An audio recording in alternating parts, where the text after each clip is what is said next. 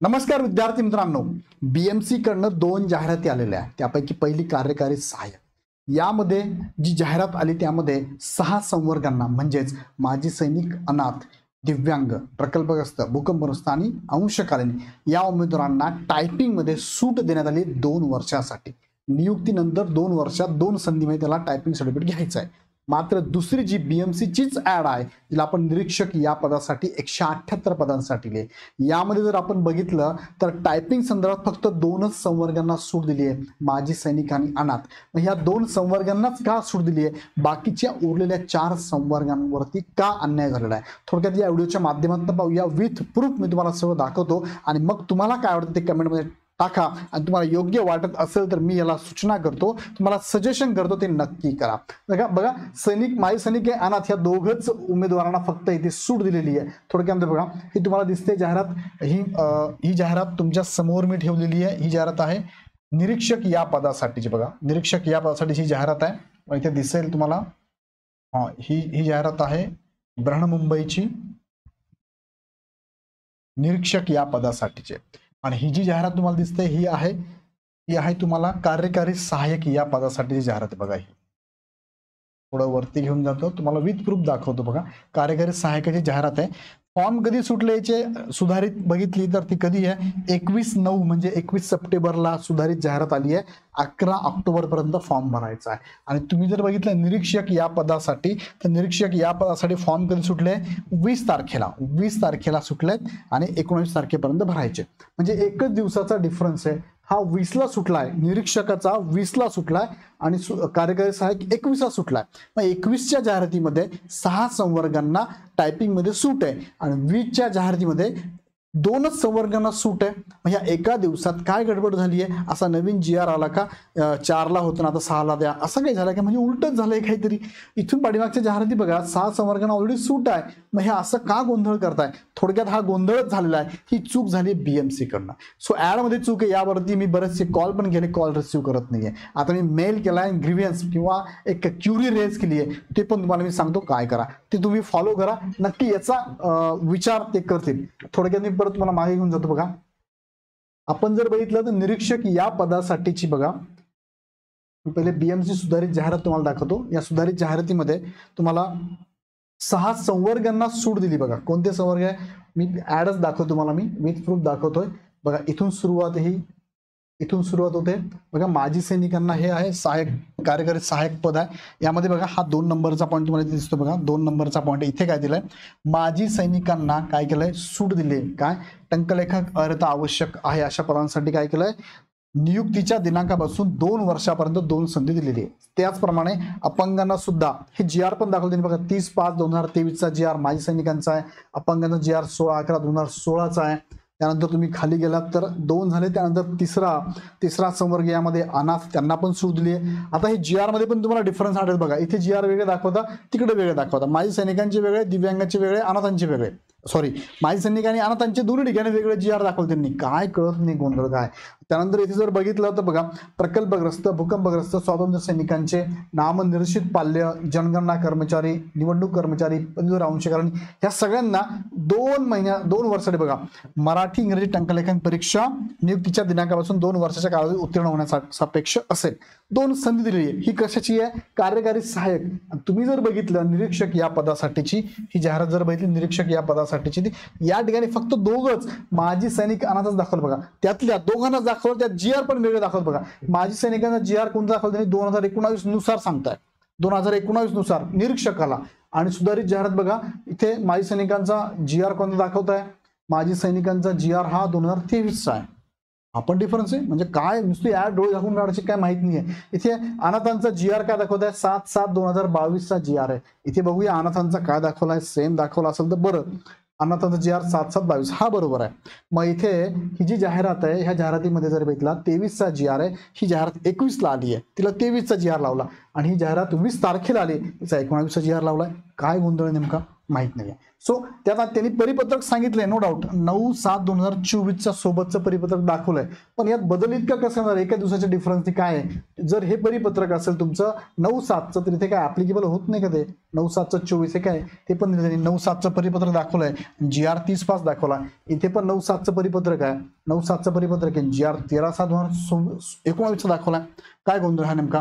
So मला विनंती या व्हिडिओच्या माध्यमातून जे 4 वर्ग आहेत, संवर्ग आहेत, म्हणजे कोणते कोणते, प्रकल्पग्रस्त, भूकंपग्रस्त, त्यानंतर दिव्यांग आणि अंशकालीन, यांना सुद्धा इथे सूट द्यायलाच पाहिजे. हे 100% चूक झालेली आहे. आता प्रत्येक वेळेस आम्ही चुका दाखवायच्या तुम्हाला. बरं, मला वाटलं की ऍड मध्ये चुका असतील. मी ऍपमध्ये गेलो, ऍपमध्ये फॉर्म भरून बघितला, ऍपमध्ये गेलो, मी माहिती भरली. बघा इथे माहिती टाकली मी, काय मी इथे माहिती टाकली, तुम्ही माजी सैनिक आहात का, तर मी येस केलं. माजी सैनिकाने काय केलं, मी येस केलं, येस माजी सैनिक आहे, त्याची डिटेल्स पण भरून बघितली मी, आणि मग पुढे फॉर्म भरायला गेलो मी. तेव्हा फॉर्म भरताना मला मग इथे टायपिंगमध्ये नो केलं, मी नो केलं, तर मला फॉर्म सेव्ह होत होता. म्हणजे माजी सैनिकांना सेव्ह होत होता. सेम अनाथांचा फॉर्म भरून बघितला, सेव्ह होत होता, कारण जाहिरातीमध्ये दिलेला आहे म्हणून. मला वाटलं 4 संवर्ग हे टाकायचं विसरलं असेल, फॉर्म भरता येत असावा. फॉर्म भरून बघितला मी. बघा फॉर्म भरून बघितला तर काय होतं बघा, इथे डॉक्युमेंट समोर जात आहे.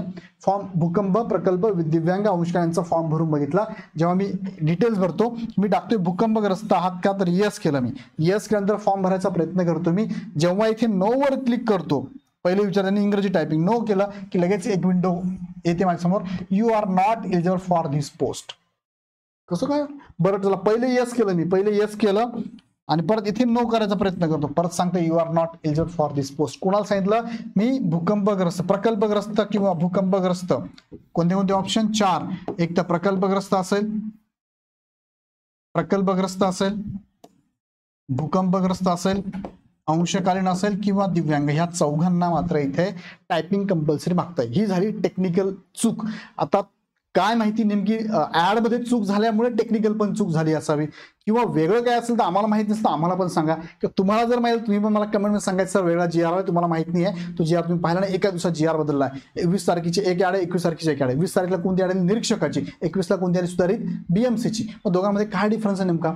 मग BMC 21 ला आली, तिला सूट आहे, आणि 20 तारखेला कोणती आली, निरीक्षकाला, तिला सूट नाहीये. असं काय नेमकं ते तरी आम्हाला पण सांगा.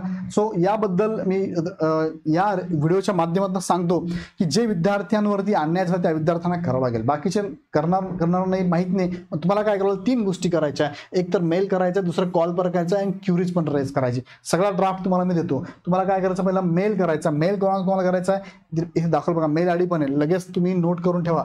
म्युनिसिपल कमिशनरचा मेल आयडी आहे, additional municipal commissioner city main यांचा पण, यांना आणि यांना दोघांना गेलाच पाहिजे. तुम्ही CC मध्ये सगळ्यांना ठेवू शकता, किंवा 2 मध्येच ठेवा. ॲडिशनल MNC असेल, ॲडिशनल म्युनिसिपल कमिशनर प्रोजेक्ट असेल, ॲडिशनल म्युनिसिपल कमिशनर WS असेल. ह्या सिटीला मात्र सिटी आणि कमिशनर ह्या दोघांना सगळ्यांनी मेल पाठवा. ठीक आहे, 5 जणांना जरी टाकला तरी चालणार मेल. एकच मेल करायचा, 5 जणांना पाठवून द्यायचा हा मेल. आता मेलमध्ये ड्राफ्ट काय असावा, तुमच्या समोर ड्राफ्ट बघा. प्रति माननीय आयुक्त बृहन्मुंबई महानगरपालिका मुंबई, विषय टाकलाय बृहन्मुंबई महानगरपालिकेतील कार्यकारी सहाय्यक पदाबरोबरच निरीक्षक या पदासाठी टायपिंगमध्ये 4 संवर्गांना सूट देण्याबाबत त्याचा ड्राफ्ट पण तुमच्या समोर ठेवला बघा. हा सगळा ड्राफ्ट तुम्ही नीट वाचून घ्या. हा ड्राफ्ट तुम्हाला इथे टाईप करायचा आणि पाठवायचा. तुम्हाला जर ड्राफ्ट पाहिजे असेल तर तुम्हाला व्हॉट्सअप जरी केलं, माझ्या टीमला म्हणा, मी नंबर तुम्हाला शेअर करतो, त्या टीमला तुम्ही मेसेज करा, तुम्हाला ड्राफ्ट पाठवून देतील. किंवा तुम्ही मला जरी व्हॉट्सअपला मेसेज करा तर तुम्हाला मी ड्राफ्ट पाठवतो. फक्त मेसेज एवढंच टाका, निरीक्षक या पदासाठीचा मेलचा ड्राफ्ट द्यावा, तुम्हाला मी लगेच पाठवून देईल. हा ड्राफ्ट आहे, नीट वाचून घ्या. याला तुम्हाला पाठवायचं आहे, कॉल करायचा आहे. कॉल करण्यासंदर्भात हे नंबर त्याने शेअर केला बघा, हा नंबर आहे तुम्हाला समोर आहे, 9513167443 ह्या नंबरला कॉल करा. दिवसभरातनं 2-3 जरी कॉल करा, उचलत नाही पण उचलते तुमचे कॉल, कधीतरी कॉल करा. तिसरं तुम्हाला सांगतोय, क्युरी रेज करा. क्युरी रेज कशी करायची आहे, तुम्ही जेव्हा तुमचं रजिस्ट्रेशन करता, रजिस्ट्रेशन केल्यानंतर तुम्ही इथे लॉग इनला जाता बघा, लॉग इनला, लॉग आउट, बरोबर. तुम्ही लॉग इनला गेल्यानंतर, लॉग आउट नाही, लॉग इनला गेल्यानंतर तुमच्या समोर ऍप्लिकेशन डिटेल्स येतं आणि हेल्प डेस्क येते. तुम्ही पूर्ण फक्त रजिस्ट्रेशन केलेलं आहे, फॉर्म भरला का नाही, हेल्प डेस्कवरती क्लिक करायचं. हेल्प डेस्कवरती क्लिक केल्यानंतर तुमच्या समोर एक विंडो येते, त्या विंडोमध्ये क्रिएट नावावरती क्लिक करायचं. क्रिएटवरती गेलात तुम्ही, तुमच्यासमोर विंडो ओपन होते, त्यामध्ये क्युरी सेक्शन आहे. क्युरी सेक्शनमध्ये तुम्हाला सिलेक्ट करायचं आहे. इथे फॉर्म भरण्यासंदर्भातलं सिलेक्ट करायचं आहे आणि तुम्हाला बदल करण्यासंदर्भातलं सिलेक्ट करायचं बघा, चेंज.